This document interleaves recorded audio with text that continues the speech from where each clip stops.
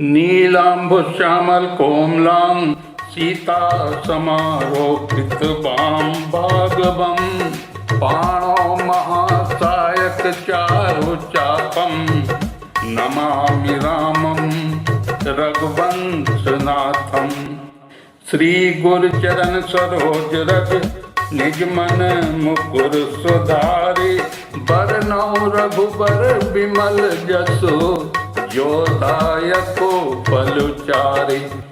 राम राज अभिषेक सुनि हर से नर नारी लगे सुमंगल सजन सब विधि अनुकूल विचारी। श्री रामचंद्र जी का राज्याभिषेक सुनकर सभी स्त्री पुरुष हृदय में हर्षित हो उठे और विधाता को अपने अनुकूल जानकर सब सुंदर मंगल साज सजाने लगे। तब नर नाम वशिष्ठ बुलाए राम धाम सिख देन पठाए।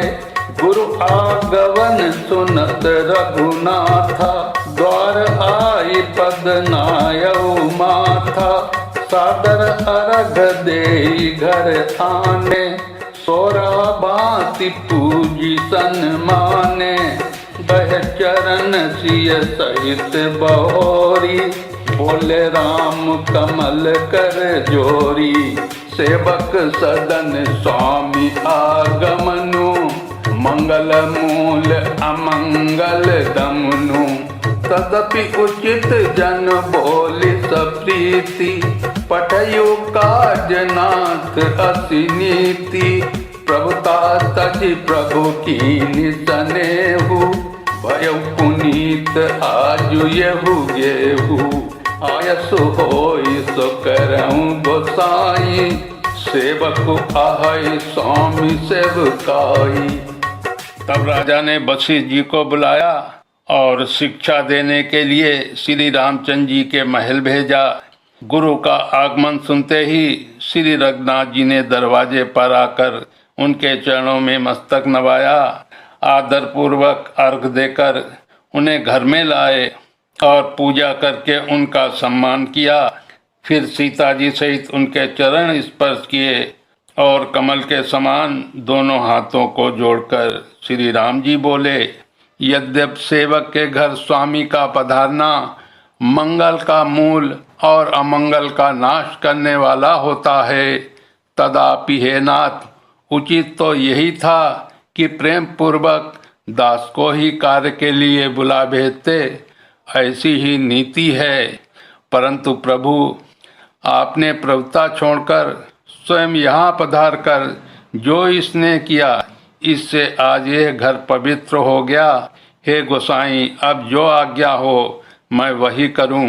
स्वामी की सेवा में ही सेवक का लाभ है। सुनि स्नेह साने बचन मुनि रघुबर ही प्रशंस। राम कस न तुम कहु अस हंस वंश अब तंस। श्री रामचंद्र जी के प्रेम में सने हुए वचनों को सुनकर मुनि वशिष्ठ जी ने श्री रघुनाथ जी की प्रशंसा करते हुए कहा कि हे राम भला आप ऐसा क्यों न कहें। आप सूर्य कुल के भूषण जो हैं। करनि राम गुणशील स्वभाव बोले प्रेम पुलकी मुनि राऊ। भूप सजऊ अभिषेक समाजू चाहत दीन तुम्हि जुब राजू। रम करऊ सब संजम आजू क्यों विधि कुशल निभाई काजू। गुरु सिख देई राय पहि गयऊ राम हृदय अस विस्मऊ भयऊ। जन्मे एक संग सब भाई भोजन शयन के लिलरिकाई। करण वेद उपबीत बियासा संग संग सब भय उचाहा। करण वेद उपबीत बियाहा संग संग सब भय उचाहा। विमल बंस यह अनुचित एको बंधु बिहाई बड़े ही अभिषेको। प्रभु सप्रेम पछितानि सुहाई हरऊ भगत मन कई कुटिलाई। श्री रामचंद्र जी के गुण और स्वभाव का बखान कर मुनिराज प्रेम से पुलकित होकर बोले, हे रामचंद्र जी, राजा दशरथ जी ने राज्याभिषेक की तैयारी की है। वे आपको युवराज पद देना चाहते हैं। इसलिए हे राम जी, आज आप उपवास हवन आदि विधि पूर्वक सब संयम कीजिए, जिससे विधाता कुशल पूर्वक इस काम को निभा दे, अर्थात सफल कर दे।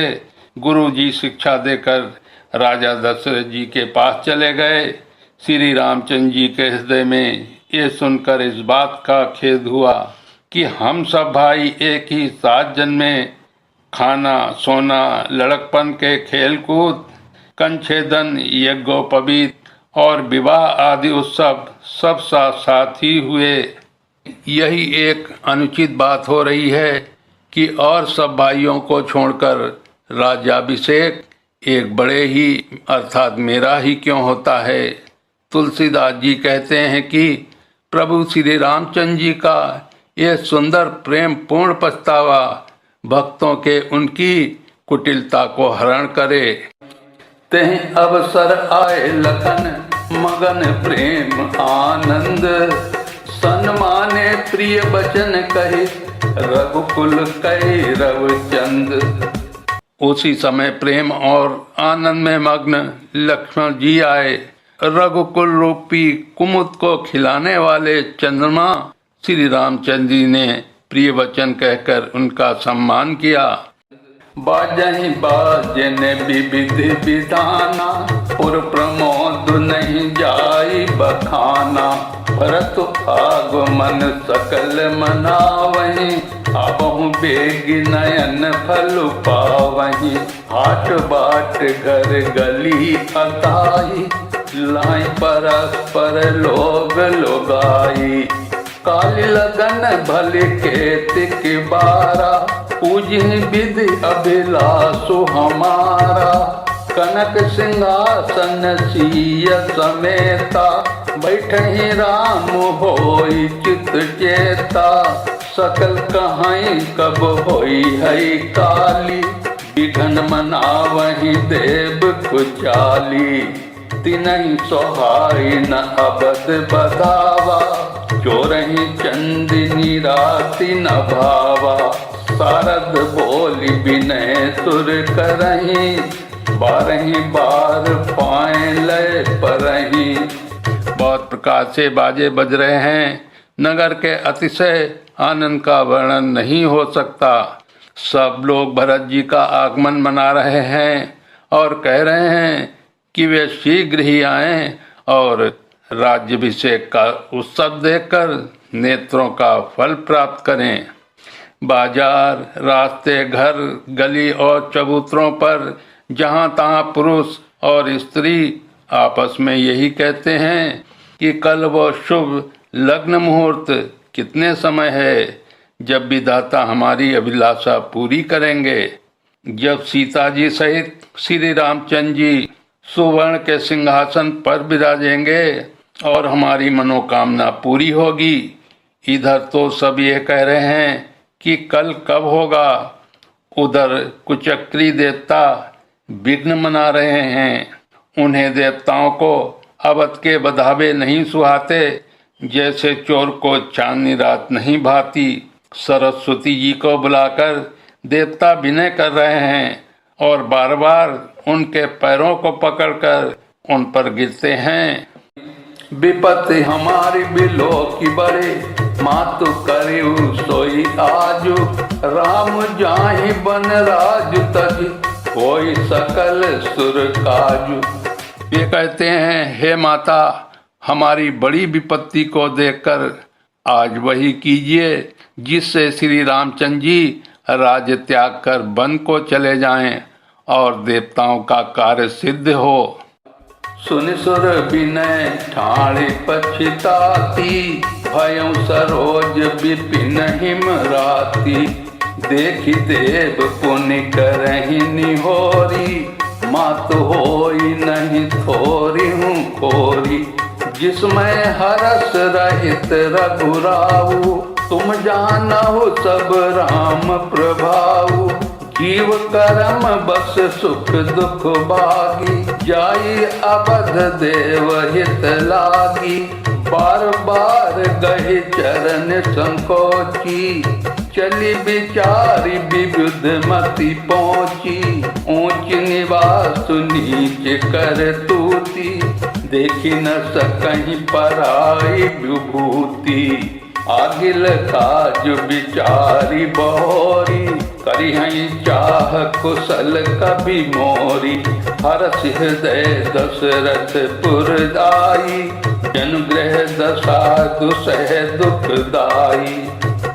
देवताओं की विनती सुनकर सरस्वती जी खड़ी खड़ी पछता रही हैं कि हाय, मैं कमल के लिए हेमंत ऋतु की रात हुई। उन्हें इस प्रकार पछताते देखकर देवता फिर विनय करके कहने लगे, हे माता, इसमें आपको जरा भी दोष न लगेगा। श्री रघुनाथ जी विषाद और हर्ष से रहित हैं। आप तो श्री रामचंद्र जी के सब प्रभाव को जानती ही हैं। जीव अपने कर्म बस ही दुख दुख का भागी होता है। अतएव देवताओं के हित के लिए आप अयोध्या जाइए। बार बार चरण पकड़कर देवताओं ने सरस्वती जी को संकोच में डाल दिया। तब वो यह विचार कर चली कि देवताओं की बुद्धि ओछी है, इनका निवास तो ऊंचा है पर इनकी करनी नीची है। ये दूसरे का ऐश्वर्य नहीं देख सकते, परंतु आगे के काम का विचार करके अर्थात श्री रामचंद्र जी के बन जाने से राक्षसों का वध होगा, इससे सारा जगत सुखी हो जाएगा। ऐसा विचार कर सरस्वती जी हृदय में हर्षित होकर दशरथ जी की पुरी अयोध्या में आई, मानो दूसरे दुख देने वाली कोई ग्रह दशा आई हो। नाम मंथरा मंदमती, चेरी कई कई केरी। अजस पिटारी ताहि करी, गई गिरा मति फेरी।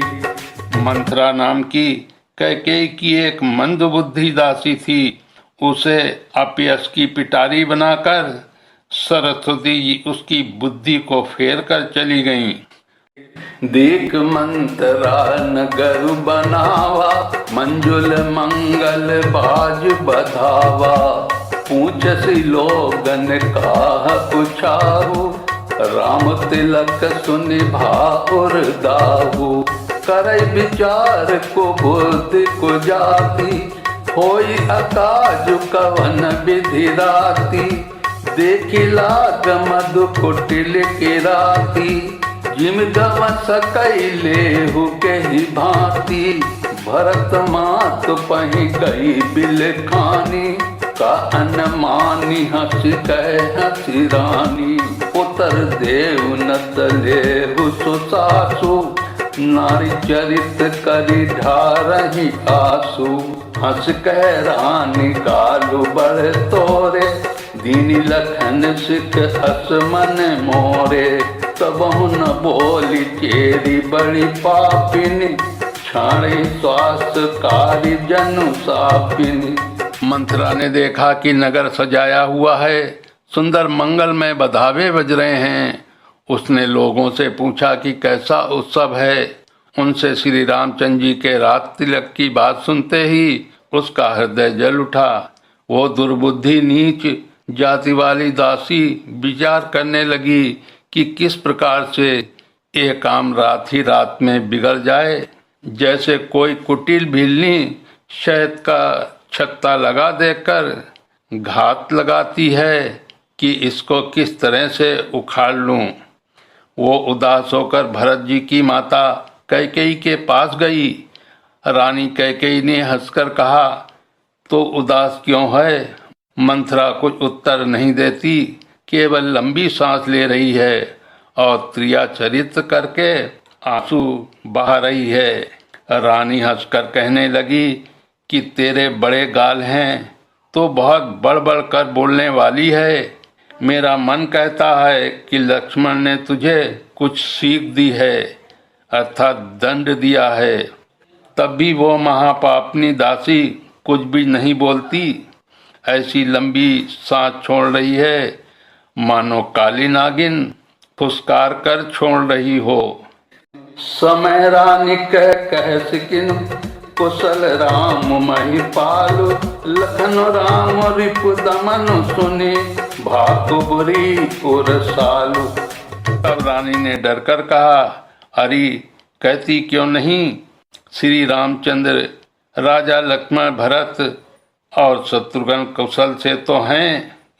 ये सुनकर कुबरी मंथरा के हृदय में बड़ी ही पीड़ा हुई। कत सिख दे हम ही कोई माई, गालु करब कही कर बल पाई। राम छाड़ी कुशल कही आजू, यही जने सुधे ये जुबराजू। भयो कौशलहि विधि अति दाहिनी, देखत गर्भ रहत और नाहिनी। देखऊं कस न जाई सब शोभा, जो अब लो की मोर मनु शोभा। पूत विदेह न सोच तुम्हारे, जानती हो बस राहु हमारे। नींद बहुत प्रिय सेज तुराई, लखन भूप कपट चतुराई। सुनि प्रिय बचन मलिन मनु जानी, झुकी रानी अब रहु अरगानी। पुनि अस कबहु कहसी घर फोरी, अब धरि जीव कढ़ावहु तोरी। तब वो कहने लगी, हे माई, हमें कोई क्यों नहीं सीख देगा, और मैं किसका बल पाकर गाल मारूंगी, अर्थात बढ़ बढ़ कर बोलूंगी। रामचंद्र जी को छोड़कर आज और किसकी कुशल है, जिन्हें राजा युवराज पद दे रहे हैं। आज कौशल्या को विधाता बहुत ही अनुकूल हुए हैं। ये देखकर उनके हृदय में गर्व समाता नहीं। तुम स्वयं जाकर सब शोभा क्यों नहीं देख लेती, जिसे देखकर मेरे मन में क्षोभ हुआ है। तुम्हारा पुत्र परदेश में है, तुम्हें कुछ सोच नहीं है। जानती हो कि स्वामी हमारे बस में हैं। तुम्हें तो तोशक पलंग पर पड़े पड़े नींद लेना ही बहुत प्यारा लगता है। राजा की कपट भरी चतुराई तुम नहीं देखती। मंथरा के प्रिय वचन सुनकर, किंतु उसको मन की मैली जानकर, रानी हंसकर डांट कर बोली, बस चुप रह घर फोड़ी कहीं की। जो फिर कभी ऐसा कहा तो तेरी जीभ पकड़कर निकलवा लूंगी। काने खोरे कुबरे कुटिल कुजाली जानी, तिय विशेषी पुन चेरी करी, भरत माँ तुम सुकानी। कानों, लंगड़ों और कुबड़ों को कुटिल और कुचाली जानना चाहिए, उनमें भी स्त्री और खासकर दासी। इतना कहकर भरत की माता कैकेयी मुस्कुरा दी। प्रिय बादिनी सुख दीनी हूँ तो ही, सपने हूँ तो पर कोप न मोही। सुदनि सुमंगल दायक सोई, तोर कहा पुर जय दिन होई। जेठ स्वामी सेवक लघु भाई, के दिन कर कुल रीत सुहाई। राम तिलक जऊं साचे हुकाली, देहु मांगु मन भावत आली। कौशल्या सम सब महतारी, राम ही सहज शोभाएं प्यारी। मोह पर करहि स्नेहु विशेषी, मैं करी प्रीति परीक्षा देखी। जो विधि जन्म दे कर छोहु, लेहु राम सिय पूत कुतेहु।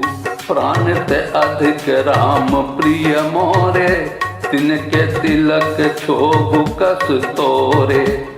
और बोली, हे प्रिय वचन कहने वाली मंथरा, मैंने तुमको ये सीख दी है, शिक्षा के लिए इतनी बात कही है।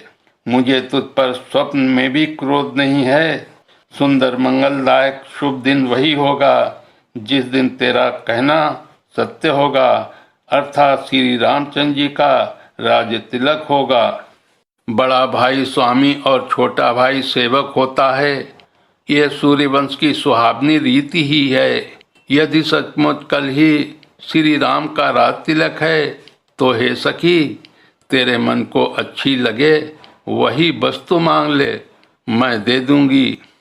राम को सहज स्वभाव से सब माताएं कौशल्या के समान ही प्यारी हैं। मुझ पर तो वे विशेष प्रेम करते हैं। मैंने अपनी प्रीति की परीक्षा करके देख ली है। जो विधाता कृपा करके जन्म दे तो ये भी दे कि श्री रामचंद्र पुत्र और सीता बहू हों। श्री राम मुझे प्राणों से भी अधिक प्रिय हैं। उनके तिलक की बात सुनकर तुझे क्षोभ कैसा। भरत शपथ से सत्य कहूँ, परिहरे कपट दुराऊ। हरस समय विस्मऊ करसी, कारण मोहि सुनाऊ। तुझे भरत की सौगंध है, छल कपट छोड़कर सच सच कहे। तू हर्ष के समय विषाद कर रही है, मुझे इसका कारण सुना। ये कई बार आस सब पूजी, अब कछु कहब जीभ करी दूजी। होरे जोग कपारु अभागा, भले कहत दुख रव रेव लागा।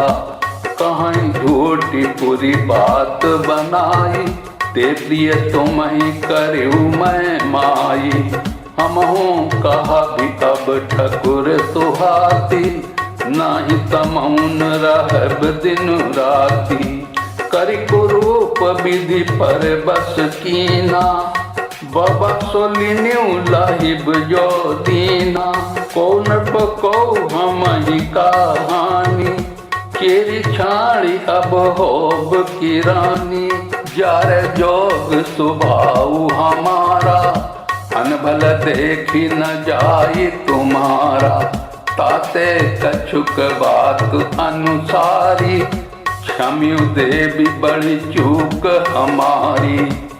मंथरा ने कहा, सारी आशाएं तो एक ही बार कहने से पूरी हो गईं। अब तो दूसरी जीभ लगाकर कुछ कहूंगी। मेरा अभागा कपाल तो फोड़ने के ही योग्य है, जो अच्छी बात कहने पर भी आपको दुख होता है। जो झूठी सच्ची बातें बनाकर कहते हैं, हे माई, वे ही तुम्हें प्रिय हैं और मैं कड़वी लगती हूँ। अब मैं ठकुर ठुहाती मुँह देखी कहा करूँगी, नहीं तो दिन रात चुप रहूँगी। विधाता ने क्रूर बनाकर मुझे परवश कर दिया, दूसरे को क्या दोष। जो बोया सो काटती हूँ, जो दिया सो पाती हूँ। कोई भी राजा हो, हमारी क्या हानि है।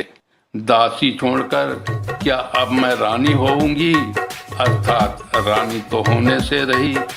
हमारा स्वभाव तो जलाने के ही योग्य है, क्योंकि तुम्हारा अहित मुझसे देखा नहीं जाता, इसलिए कुछ बात चलाई थी। किंतु हे देवी, हमारी बड़ी भूल हुई, क्षमा करो। गोड़ कपट प्रिय वचन सुनी, ती अदर बुद्धि रानी। सुर माया बस बैरिनी, सुहद जानी पतियानी। आधार रहित बुद्धि की स्त्री और देवताओं की माया के बस में होने के कारण रहस्युक्त कपट भरे प्रिय वचनों को सुनकर रानी कैकेयी ने बैरिन मंथरा को अपनी हित करने वाली जानकर उसका विश्वास कर लिया। बोलिए श्यापति रामचंद्र की जय, उमापति महादेव की जय, कवि तुलसीदास की जय।